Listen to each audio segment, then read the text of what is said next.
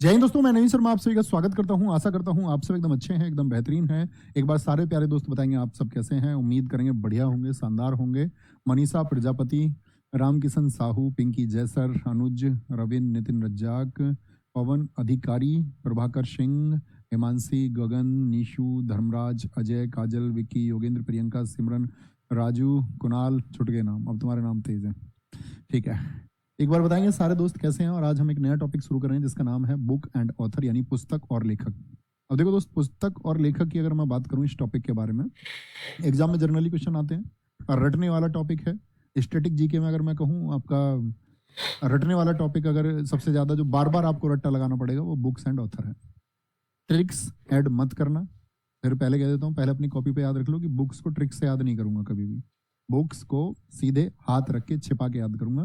जैसे बचपन से बोलते थे, एक बार नाम पढ़ूंगा, हाथ रखूंगा दूसरी साइड उनका, छुपाऊंगा, फिर बोलने का प्रयास करूंगा, नहीं याद आएगा तो हाथ हटा के देख लूंगा, फिर छुपा लूंगा, फिर बोलूंगा। जब तक पूरा पेज मैं हाथ छिपा के नहीं बोल दूंगा तब तक मैं ये नहीं समझूंगा कि मैं एक बार याद कर चुका हूँ। तब उससे आगे चलूंगा। बात क्लियर है? थम्स अप करें। ठीक है, ऐसे करना है। ओके, तो बुक्स एंड ऑथर को हम पढ़ना शुरू करेंगे और इसमें प्राचीन पुस्तकों से शुरू करेंगे। जैसे रामायण से शुरू करते हैं।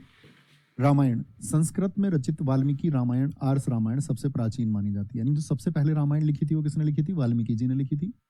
किस भाषा में लिखी थी? संस्कृत। देखो, प्राचीन जो रचनाएं हैं, जो बहुत प्राचीन भारत की रचनाएं हैं, वो ज्यादातर संस्कृत में ही है, क्योंकि सभी भाषाओं की जननी को सी है दोस्तों, वो संस्कृत है। कहते हैं सभी भाषाएं इससे होकर के जन्मी है। जैसे संस्कृत से आपका वैदिक धर्म की आपका बौद्ध धर्म पाली है। ठीक है, जैन धर्म की प्राकृत भी इसी से जन्मी है। हिंदी की जितनी भी प्रमुख बोलियां हैं या अन्य चीजें, वो भी संस्कृत से जन्मी है ना। तो हिंदी मतलब ये कहेंगे कि उसकी भी आदि जन्मी संस्कृत है। तो पहले प्राचीन भारत में संस्कृत का बहुत प्रयोग होता था। इसको अवधी भाषा में तुलसीदास जी ने लिखा। अवधी क्योंकि अवध क्षेत्र के पास की भाषा थी, अयोध्या के आसपास की। तुलसीदास जी ने इसको लिखा। ठीक है, मुगल काल के समय थे तुलसीदास जी। रामायण में 24,000 श्लोक हैं, 500 उपखंड हैं, 7 कांड हैं। पूरी रामायण बटी हुई है भगवान श्री राम के बचपन बालकांड से लेकर के अयोध्या कांड, अरण्य कांड, सुंदर कांड, किष्किंधा कांड, लंका कांड और उत्तर कांड, अंतिम कांड है। इंपॉर्टेंट बात देखनी है, रामायण को इंग्लिश में किसने ट्रांसलेट किया था? इंग्लिश में खूब पढ़ी गई, RTH ग्रिफिथ। क्या नाम है भाई साहब? एक नाम बोलना है बस इस स्लाइड पे आपको, एक नाम नहीं भूलना है। क्या बोलेंगे आपका? वाल्मीकि, सब जानते हैं वाल्मीकि ने लिखा। अवधि में तुलसीदास जी ने लिखी, हम जानते हैं। एक चीज हमको नहीं भूलनी है, रामायण का इंग्लिश में ट्रांसलेशन किसने किया? RTH Griffith. RTH Griffith. ठीक है, रामायण का फारसी में अनुवाद। अब देखो, फारसी में जो भी ट्रांसलेशन हुए उनके लिए सबसे ज्यादा कहा जाता है कि अकबर ने उन ट्रांसलेशन को कराया, क्योंकि अकबर चाहता था कि भाई जो भारत का ज्ञान है ये पहुंचे। ठीक है, फारसी भाषा में होकर फारस के क्षेत्रों तक, मिड एशिया में प्रसारित हो। तो अकबर तो इसके लिए अपना एक डिपार्टमेंट बनाता है, अनुवाद विभाग। अनुवाद विभाग बनाता है। ठीक है, बहुत बढ़िया। तो उसके समय पे जितने भी आपका ट्रांसलेशन हुए वो अब्दुल कादिर बदायूनी ने बनाए। सर, मैं नोट्स को जैसे इसमें लिखा हुआ है ऐसे ही लिख लूं? हाँ, बिल्कुल ऐसे ही लिखना है। नोट्स ऐसे ही लिखा करो जैसे इसमें लिखते हैं। ओके, अतिरिक्त बातें करते हुए कोई नहीं मिलना चाहिए। इसके अलावा अतिरिक्त बातें हुए करते हुए कोई नहीं मिलना चाहिए। सिर्फ क्लास पे फोकस।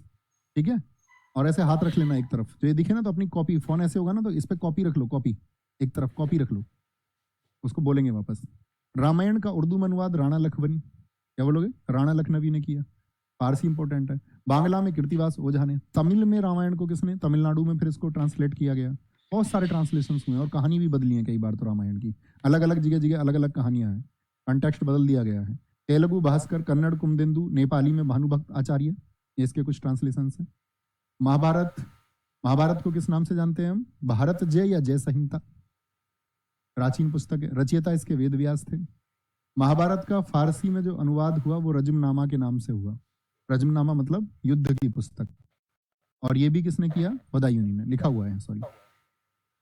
तो यानी कि आप देख रहे हैं फारसी में जो ट्रांसलेशन हो रहे हैं प्राचीन पुस्तकों के, तो वो किसके टाइम पे हो रहे हैं? तो राजा कौन है ये याद रखना है। राजा कौन है ये बताओ पहले फटाफट से। तो आप कहेंगे राजा तो है भैया आपका अकबर, और उसके दरबार में अनुवाद विभाग का प्रमुख कौन था? अब्दुल कादिर बदायूनी। ठीक है, बहुत बढ़िया, ठीक आंसर दिया एकदम से आपने। अनिकेत भाई सही आंसर है, बहुत बढ़िया।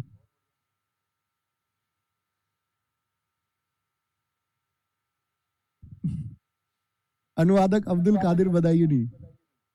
महाभारत अंग्रेजी अनुवाद। अरे भाई दाढ़ी कटवाना कोई अपराध थोड़ी है, ये तो बताओ। कह रहे हैं कि इसलिए तुम हमसे चुप रहने को बोल रहे हो क्योंकि तुमने दाढ़ी कटवा लिया है। तुम्हारी शैतान खोपड़ी, उसको मैं शांत करने के लिए चुप होने को कहता हूँ तुमसे। महाभारत का अंग्रेजी अनुवाद बहुत इंपॉर्टेंट है। अब मेरे साथ बोलते चलो, अब अतिरिक्त बातें नहीं करेंगे, ठीक है। तो अब ये यहाँ पे देखो ध्यान से। अंग्रेज, मुझे बताओ रामायण का अंग्रेजी में अनुवाद किसने किया? RTH Griffith.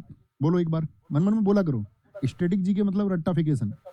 जितना रट लोगे इसमें, बार बार इसको जितना पढ़ लोगे उतना बेहतरीन है। एग्जाम से पहले एक बार और इसका थ्योरी क्लास कराऊंगा, याद रख लेना। फिर से यूट्यूब पे कराएंगे RWSSC एग्जाम पे, तब वहां भी ज्वाइन करना उसको बहुत अच्छे से, मतलब उसको बार बार पढ़ना है। महाभारत का अंग्रेजी में अनुवाद KM गांगुली, किसारी मोहन गांगुली। तमिल रामानुजाचार्य, बंगाली में काली प्रसन्न सिंह, हिंदी ट्रांसलेशन गीता प्रेस के द्वारा। ये बहुत इंपॉर्टेंट है। अब जैसे आपने हिंदी में, अब देखो समझना, गीता प्रेस की पुस्तकें देखी हैं आपने, अक्सर देखी होगी सड़क वगैरह पे गाड़ी खड़ी रहती है, गीता प्रेस उस पर लिखा रहता है। उसमें वो अपने प्राचीन जो हमारे ग्रंथ हैं, पुराण हैं, ठीक है, उपनिषद हैं, उन सबको वो बहुत कम मूल्य में, उनका मानना यह है कि भाई ये भारतीय ज्ञान प्रत्येक व्यक्ति तक पहुंचे और वो उसको पढ़ पाए। तो उसके लिए गीता प्रेस देखिए ना। तो जितने भी हिंदी में ट्रांसलेशन हैं, जैसे रामायण का नहीं बताया हमने आपको भी ट्रांसलेशन किसने कराया, तो आपको लॉजिक लगाना है।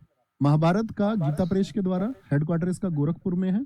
और इसीलिए यहाँ पे याद रख लेना कि अगर पूछा जाए कभी रामायण का हिंदी अनुवाद कौन, बोलो भी फटाफट से, रामायण का हिंदी अनुवाद किसने किया है?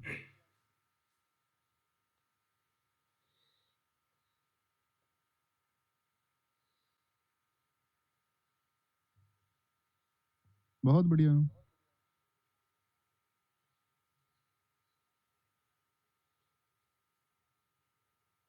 भैया आएंगे, नवीन सर्कल आ जाएंगे, वो कोई दिक्कत नहीं है। आज प्रवीण से पढ़ लो ना जी। भैया देखा है हमने गीता प्रेस। ओम भाई एकदम ठीक है, देखा है ना गीता प्रेस। हाँ यही तो गीता प्रेस ही आपका हिंदी में ट्रांसलेशन करती है। ओके। श्रीमद् भगवत गीता जी, आप ये जानते ही हो कि ये भी आपका किसका, महाभारत का आपका 18वां जो अध्याय है उसमें इसका वर्णन है। तो दूसरा नाम गीतोपनिषद बोलते हैं। अब मैं बोलूँ ये हिंदी में कहाँ से आती है? इंग्लिश ट्रांसलेशन मत भूलना किसी का भी। विलियम विल्किंस ने गीता जी का इंग्लिश ट्रांसलेशन किया। तो तीनों का बोलो एक बार। रामायण का इंग्लिश ट्रांसलेशन किसने किया है? तो RTH ग्रिफिथ। मैं बोलूँ महाभारत का इंग्लिश ट्रांसलेशन किसने किया है, तो आप बोलेंगे क्या भैया? महाभारत का किसारी मोहन गांगुली यानी KM गांगुली। और मैं आपसे पूछूं कि गीता जी का किसने किया है, तो विलियम विल्किंस कहेंगे, विलियम विल्किंस कहेंगे, ठीक है। उर्दू में अनुवाद मेहरुल्लाह ने किया है इसको।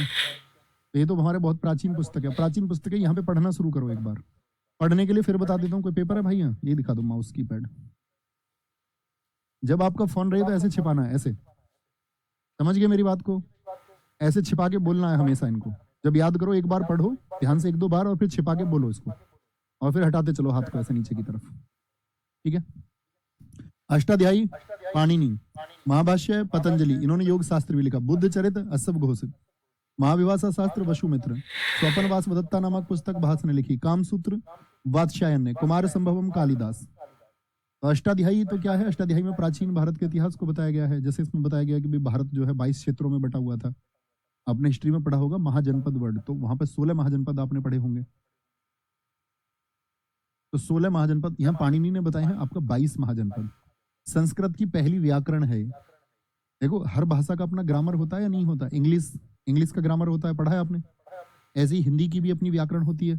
आप कहोगे हाँ जी होती है। तो संस्कृत की पहली व्याकरण कौन सी है? तो वो है अष्टाध्यायी।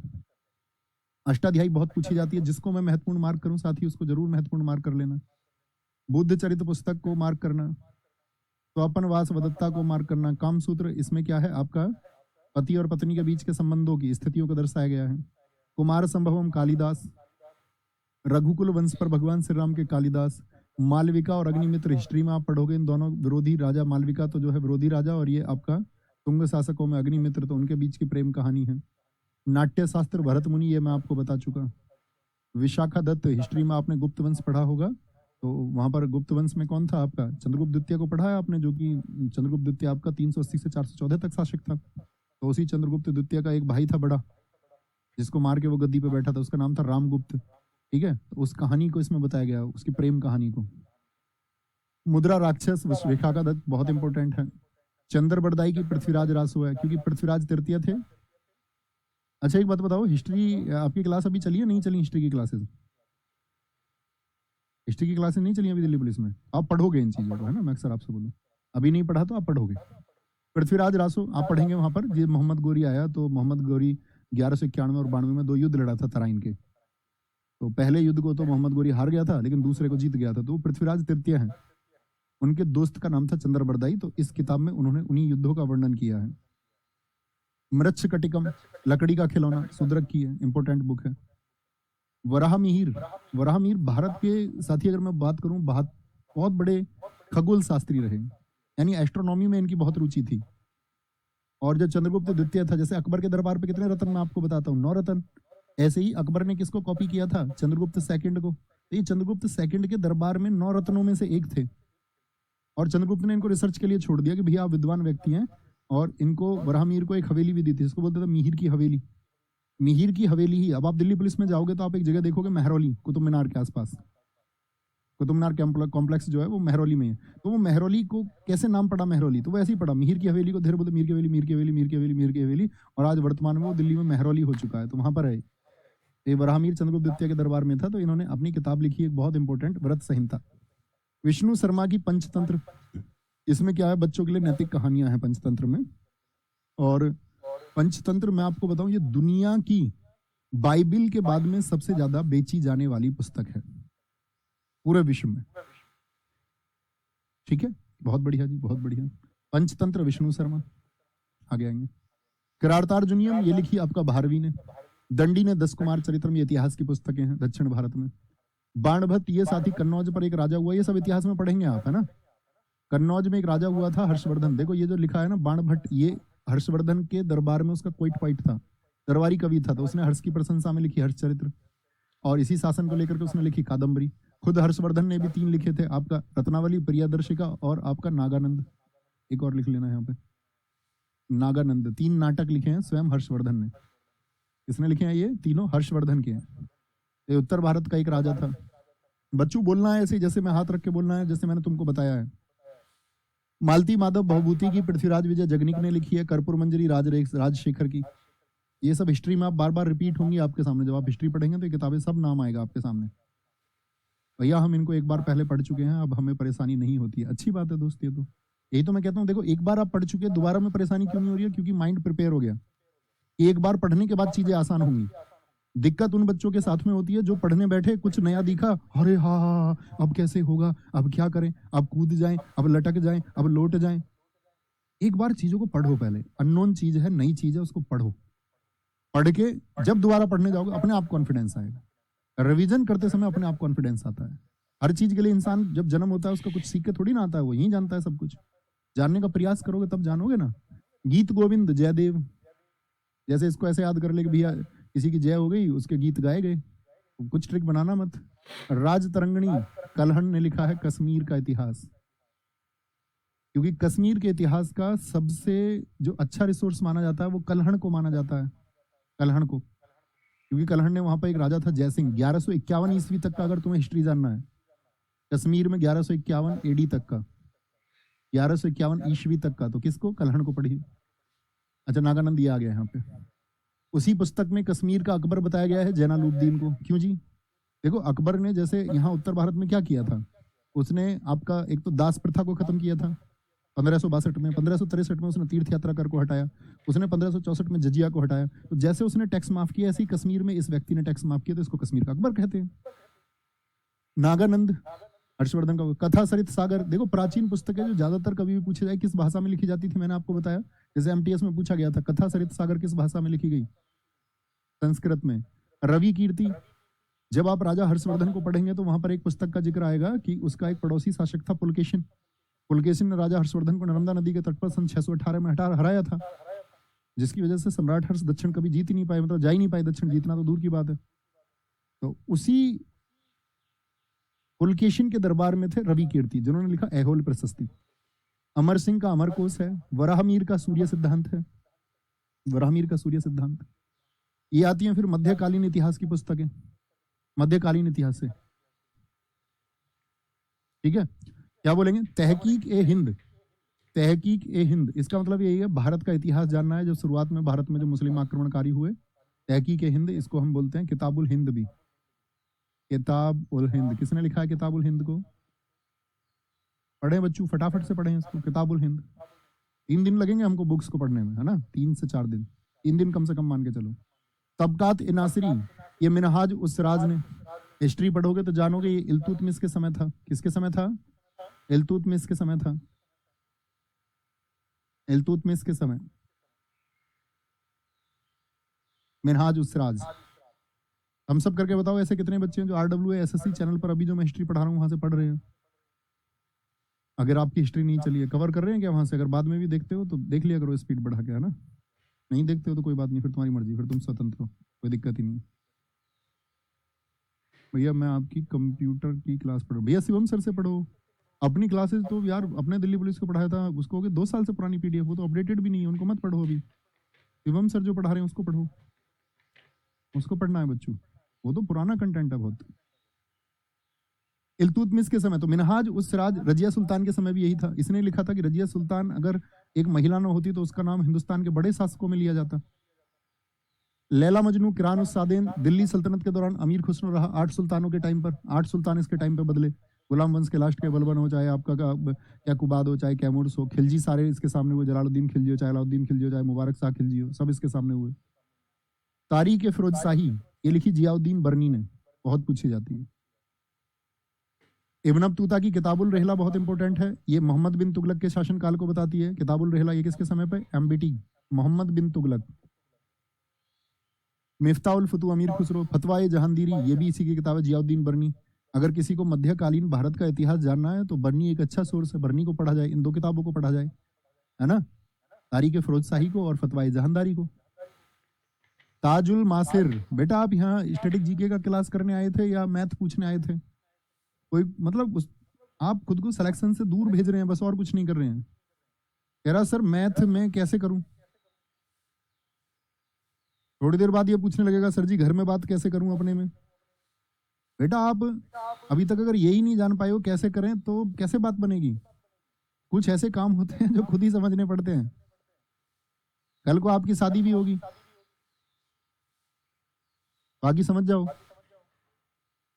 हर चीज पूछी नहीं जाती है, स्वयं विवेक की बातें भी होती हैं कुछ। जब तक किसी विषय को करोगे नहीं तब तक वो कैसे होगा? बुद्धू ही बने रहोगे पूरी जिंदगी। थोड़ा सोचो, खुद से सवाल करो, खुद से, किसी और से मत करो। आप बाहर की तरफ सवाल फेंक रहे हैं इसीलिए बौद्धिक नहीं हो पाते हो। अपने अंदर की तरफ उन सवालों को भेजोगे तो बौद्धिक हो जाओगे, ये अपने आप डेवलप हो जाएगा। लेकिन ये कुछ आया उसको तुरंत बाहर फेंक दो तो तुम्हारे पास कहाँ रहा?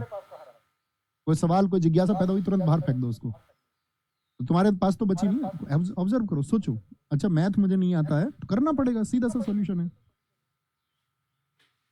और कोई सॉल्यूशन नहीं है बच्चों, और कोई सॉल्यूशन नहीं है मेरे भाई।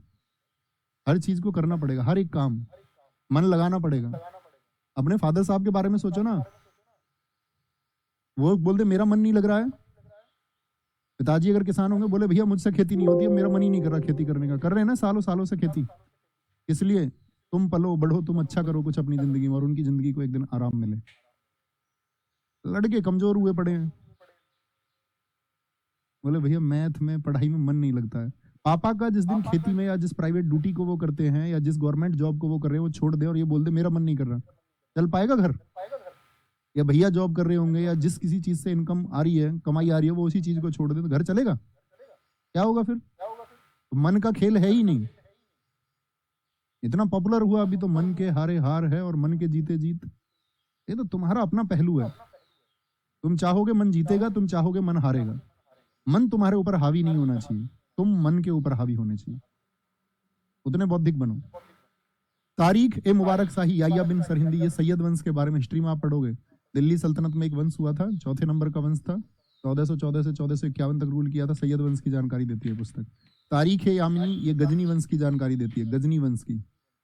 जो महमूद गजनवी आया था ना भारत में, लुटेरा, चोर, डाकू, उस महमूद गजनवी का दरबारी इतिहासकार है कुतुबी, ठीक है, इसने लिखी तारीख ए यामिनी। मुगल काल में, मुगल काल की स्थापना 1526 में, पानीपत के पहले युद्ध को जो जीतता है वो बाबर। अभी हिस्ट्री शुरू नहीं हो रही है तो इतने यहाँ से मतलब वो मैं बोल रहा हूँ ना, आपसे देख लिया करो इसको, तो सब चीजें फिर तो कॉन्सेप्ट ही क्लियर हो जाएंगे सारे। फिर वो सवाल जवाब दुनिया में कहीं नहीं करोगे, खुद ही सोचोगे चीजों को। तुजु के बाबरी, बाबरनामा किसने लिखी है? बाबर ने। किस भाषा में लिखी थी ये? चगताई तुर्क में। इसमें लिखी चगताई तुर्क में, क्योंकि तुर्क वो उनके तुर्क मुसलमान थे, वो चगताई उनकी लैंग्वेज थी। मोयान भी बाबर ने लिखी, बहुत पूछी जाती है। हुमायूं नामा मोस्ट इंपोर्टेंट, हुमायूं नामा किसने लिखी? गुलबदन बेगम ने लिखी।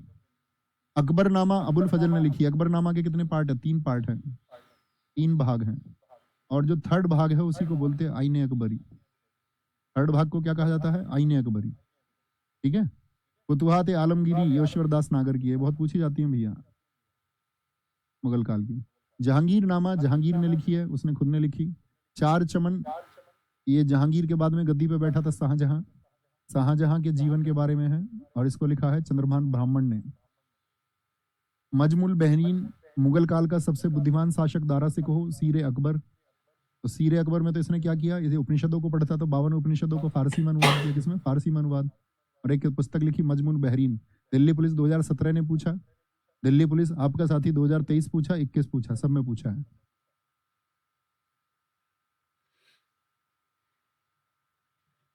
आप भी आ रहे हैं सर बिहार 4 को, तुमने बुलाया ही नहीं है।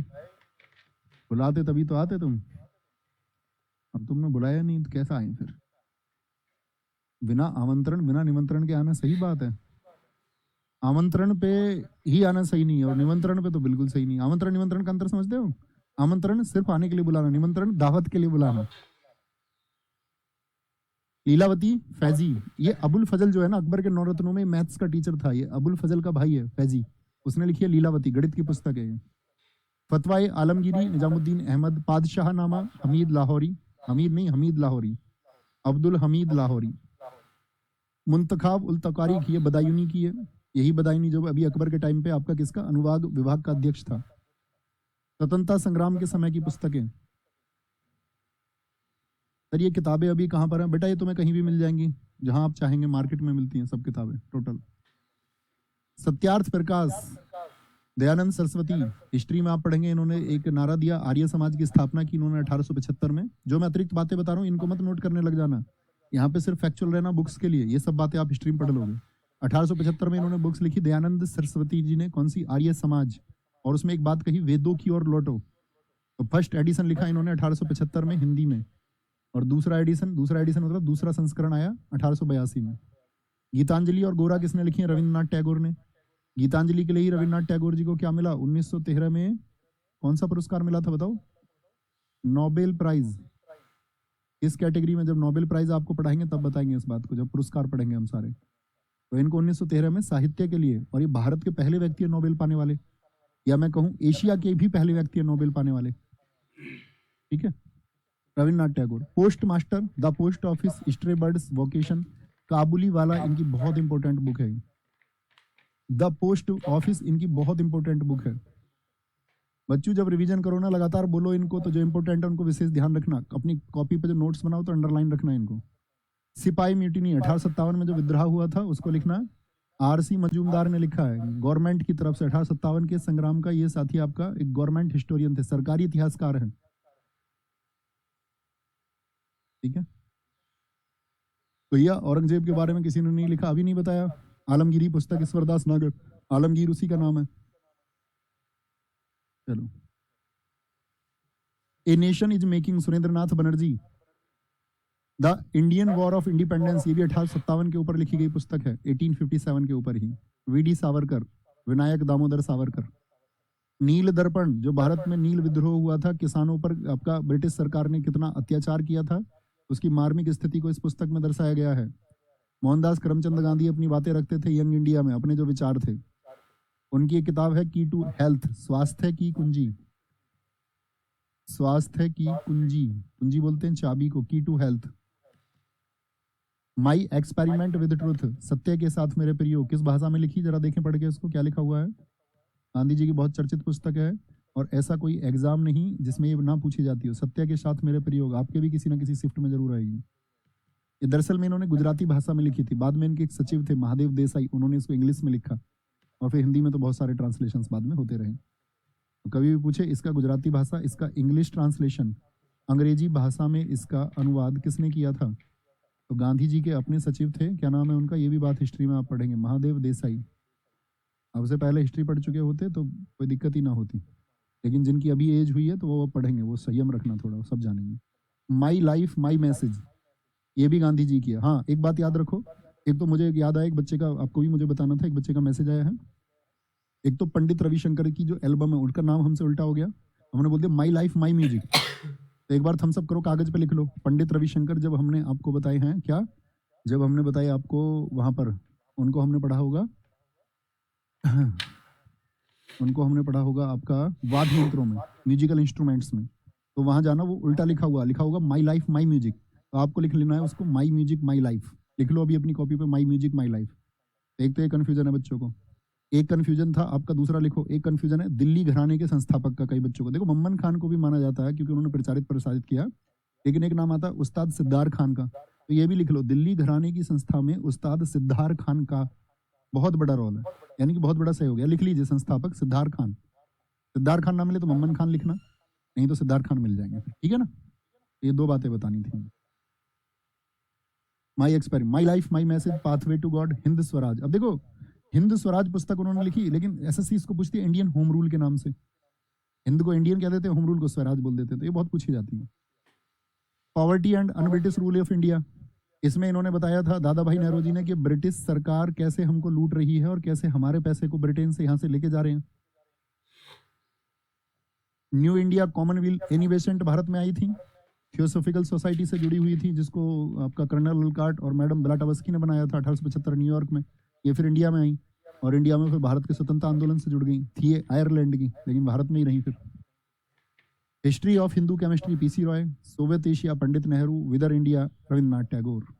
बहुत बार नाम रिपीट होंगे, ठीक है ना, ध्यान से देखना, उसकी सिमेट्री यही है याद करने की।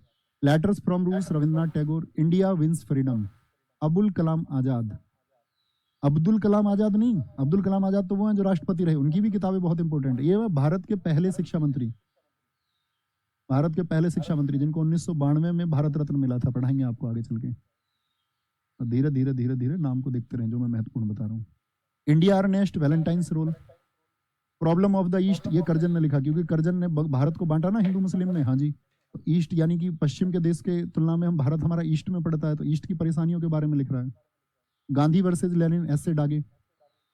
वाई सोशलिज्म, समाजवाद क्यों, ये जयप्रकाश नारायण, जिनको हम लोक नायक बोलते हैं, इनकी किताब है। फिलोसफी ऑफ द बम, हमारे जो क्रांतिकारी थे उनको बम बनाना किसने सिखाया, भगवती चरण बोहरा, भगवती चरण बोहरा, तो उन्होंने लिखी फिलोसफी ऑफ द बम। इन्हीं की वाइफ है, हिस्ट्री में जिक्र आएगा उनकी वाइफ का, आप भी सैल्यूट करेंगे, दुर्गा भाभी। उनका जिक्र आता है कि जब क्रांतिकारियों को बहुत कड़ी निगरानी में ब्रिटिश सरकार रखती थी कि भाई कौन किधर मूवमेंट कर रहा था, दुर्गा भागी भी, सब किसी ने सोचा भी नहीं था स्त्रियां भी ऐसे होंगे, तो वो पिस्टल, हथियार, बॉम्ब, इन सब चीजों को एक जगह से दूसरी जगह पहुंचा देती थी। उनका भी हमारी क्रांति में बहुत योगदान रहा। गण देवता ताराशंकर बंदोपाध्याय, इंडियन मुसलमान हंटर की है। The Indian struggle and Indian Pilgrim, Subhash Chandra Bose, SC Bose मतलब सुभाष चंद्र बोस, सुभाष चंद्र बोस जी की किताब है, इतनी पूछी जाती है ना, ये तो याद रख लेना बहुत ज्यादा। द इंडियन स्ट्रगल, लगातार कोई एग्जाम इससे छूता नहीं है। Indian in transition, M N Roy की पुस्तक है, ये आ गया, the Indian struggle Subhas Chandra Bose. Indian diary Montagu Chelmsford. History of Hindu chemistry PC Roy फिर से आ गई। गीता रहस्य, जेल में लिखी थी बाल गंगाधर तिलक ने, जब वो मांडले जेल में बंद थे, हिस्ट्री में पढ़ोगे इसको भी। Rise of Maratha power, Maharashtra से थे महादेव गोविंद रानाडे, एम जी रानाडे। अगर मैं आपसे पूछूं गांधी जी के राजनीतिक गुरु का नाम कौन कौन जानता है, तो आप कहेंगे हाँ जी भैया गोपाल कृष्ण गोखले हैं, और गोपाल कृष्ण गोखले के गुरु कौन है, तो आप कहोगे महादेव गोविंद रानाडे हैं। उन्होंने ही लिखा है मराठा पावर, क्योंकि वो महाराष्ट्र से संबंधित थे। Rise of Maratha power, Ranade ने। भारत एक खोज, यानी कि डिस्कवरी ऑफ इंडिया, अगर आपको कभी भारत को समझना है नेहरू जी के परिप्रेक्ष्य से, तो इस पुस्तक को जब आप सेलेक्ट हो जाएं, तो मैं ये कहूँ अगर आप भारत के बारे में जानना चाहते हैं तो इस किताब को जरूर आप परचेज करके या किसी लाइब्रेरी में या किसी दोस्त से लेकर के जरूर पढ़ना। भारत एक खोज आपके सिलेक्शन के बाद में मेरी तरफ, मतलब ये समझिए तुम गुरु दक्षिणा यही रहेगी कि आप इस किताब को लेकर के खुद पढ़ेंगे, ठीक है, ओके। भारत एक खोज, discovery of India. Rediscovery of India ये मेघनाथ देसाई ने लिखी है, इसमें कंफ्यूजन हो जाता है कई बार। रीडिस्कवरी, ये भी अच्छी किताब है, किताबें बहुत सारी हैं। ठीक है, जब सेलेक्ट हो जाओगे तो वार्तालाप में रहना मेरे साथ में, मैं बताता रहूंगा आपको कौन कौन सी पुस्तकें आपको पढ़नी चाहिए अपने जीवन के लिए। द लाइफ डिवाइन और सावित्री अरविंद घोष ने लिखी है। अरविंद घोष क्योंकि एक आपका साथी सन्यासी प्रवृत्ति के व्यक्ति थे, तो लेटर्स योगा के ऊपर, essay on Gita, the mother, future poetry आदि लिखा। बुद्धा और कार्ल मार्क्स को लिखा है बाबा साहब भीमराव अंबेडकर जी ने। One life is not enough, भारतीय राजनीति के ऊपर लिखी गई एक शानदार पुस्तक। One life is not enough, one life is not enough. Very good बेटा, पढ़ा करो, छोटे बच्चे मत बनो। ब्लॉक कर दो आप, जवाब तो दोगे नहीं, क्या फायदा। ऐसे उछल कूद करते रहोगे छोटे बच्चों की तरह, जिंदगी में एक दिन एक कोने में बैठ के रोओगे। उछल कूद नहीं करनी है, चुपचाप शांति से पढ़ना है। रिक्वेस्ट है मेरी आपसे, मेरे कहने से भी अच्छे बच्चे नहीं बने तो कभी नहीं बनोगे। क्या फायदा होता है इन कमेंट्स का, कुछ होता है क्या? जिसको जवाब देने चाहिए एक दिन वो भी जवाब देना बंद कर देती है, आप कामयाब नहीं हुए तो। ठीक है, आप हमसे जवाब मांग रहे हैं, तुमको तुम्हारी वाली जवाब नहीं देगी, तुमको तुम्हारा वाला जवाब नहीं देगा। मान जाओ बेटा, पढ़ लो। अनहैप्पी इंडिया, जवाब तलब की बात ही नहीं है, सवाल और जवाब की बात नहीं है, बात पढ़ने की है। ये बोलो भैया मैं पढ़ने आया था, मैं पढ़ के जाऊंगा, बात खत्म। अतिरिक्त बात ही नहीं करूंगा कोई। अतिरिक्त बात करने वाले थे तो लबर चट्टू हैं, लबर चट्टू। लबर चट्टू समझ रहे हो, जिसको बस लिखने का और बोलने का काम है, पूरी जिंदगी इसी में गुजार देता है, ना कुछ कर पाता ना धर पाता। सुधार लो खुद को। ठीक है। Unhappy India, Lala Lajpat Rai. बंदी जीवन, सचिंद्र सान्याल भारत में जब बंदी रहे तो उन्होंने लिखा। दुखद भारत भी बोल देता है एसएससी इसको कभी कभी। भारतीय गृह शासन, इंडियन होम रूल, अभी बताया मैंने आपको। भारतीय गृह शासन बोल लो या भारतीय स्वराज बोल लो। इंडिया डिवाइडेड, राजेंद्र प्रसाद जी की किताब है, चर्चित है। Glimpses of the world history, पूरी दुनिया के इतिहास के लिए ग्लिम्पसेस लिखी किसने? नेहरू जी ने। नेहरू जी की बहन Vijayalakshmi Pandit, the scope of happiness. Nation voice, Radhakrishnan. ठीक है। The bunch of old letters, तो ये अपनी बेटी को लेटर्स लिखते थे नेहरू जी। इंदिरा गांधी जी को तो बंच बोलते हैं, लेटर्स का जो गुच्छा हो जाता है। The bunch of old letters कौन? नेहरू जी ने लिखा है। मतलब जो पत्र है, पत्रों का एक समूह अगर हो जाए। The three mistakes in my life, the three mistakes in my life, एक मूवी आई थी बॉलीवुड की, काय पो चे, सुशांत सिंह राजपूत की। उस मूवी की कहानी इसी उपन्यास पर आधारित है, three mistakes in my life. कौन सी मूवी आई थी इस पे? और मूवी वाले करते हैं क्या, बॉलीवुड वाले या तो रिमेक बना देंगे किसी का, और ऐसा ही रिमेक बना देंगे बिल्कुल साउथ की मूवी की जट एकदम से कॉपी। तुम अर्जुन रेड्डी बनाओगे, हम कबीर सिंह बना देंगे तुरंत, ऐसी की ऐसी, फुल टू कॉपी। हमारे पास अपना दिमाग ही नहीं है। इसी किताब में कुछ लिखा हुआ है, इसकी एक्टिंग करवा देंगे। स्क्रिप्ट हम लिख ही नहीं सकते अपनी खुद की, हमारे बस की नहीं है। हिस्ट्री के ऊपर कुछ लिखा हुआ है, उसको बना लेंगे थोड़ा तोड़ मरोड़ के, कुछ कर देंगे। यही कलाकार है। और इन सब से हटके जो दो तीन चीज मैंने बताई, इनसे अलावा इन्होंने कुछ भी किया वो इनकी सबसे बेहतर मूवी है। अगर इन्होंने कॉपी नहीं किया, अगर इन्होंने किसी चीज को नहीं उठाया और अपनी तरफ से कुछ भी इन्होंने लगाया, तो वो फिर जबरदस्त मूवी बनी है। पता नहीं क्यों नहीं बनाते। Chetan Bhagat, 400 days 5 point someone, movie देखी है? Three idiots, three idiots movie बाद में बनी, पहले चेतन भगत ने उपन्यास लिखा। चेतन भगत जब तो चर्चित हुए जब थ्री इडियट्स हिट हुई। 5 पॉइंट समवन, टिकटो कहानी छाप दी। हाफ गर्लफ्रेंड देखी होगी अर्जुन कपूर श्रद्धा कपूर की तुमने? भैया ऐसे तो एकदम तुरंत देख लेते हैं हम, गाने वाने वीडियो वीडियो। तुम हमसे पूछो तो सही कौन सी फिल्म का गाना कौन सा है, सब कुछ बता देंगे, किसने क्या पहना हुआ था, क्या नहीं पहना हुआ था, सब। लेकिन हमको पढ़ने को मत बोलो, है ना। Half girlfriend, a train to Pakistan, Khushwant राजन।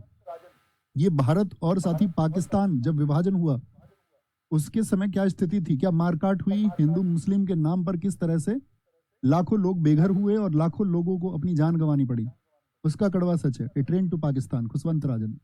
बस यहीं तक, कल यहां से शुरू करेंगे, यहां तक की पढ़ के आना। एक बार अगली वाली भी पढ़ के आना, है ना। मतलब एक बार एक रीडिंग लगा के आना, ताकि आगे हम थोड़ा गति से चले और महत्वपूर्ण मैं बताता रहूंगा, जो जरूरी चीजें वो आपको बताता रहूँ। सर सुभाष चंद्र बोस जी की मौत कैसे हुई किसी को नहीं पता दोस्त।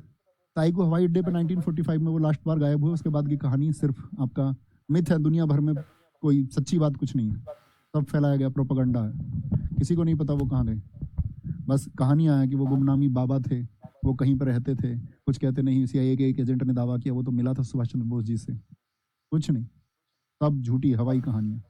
Thank you, bye bye, take care.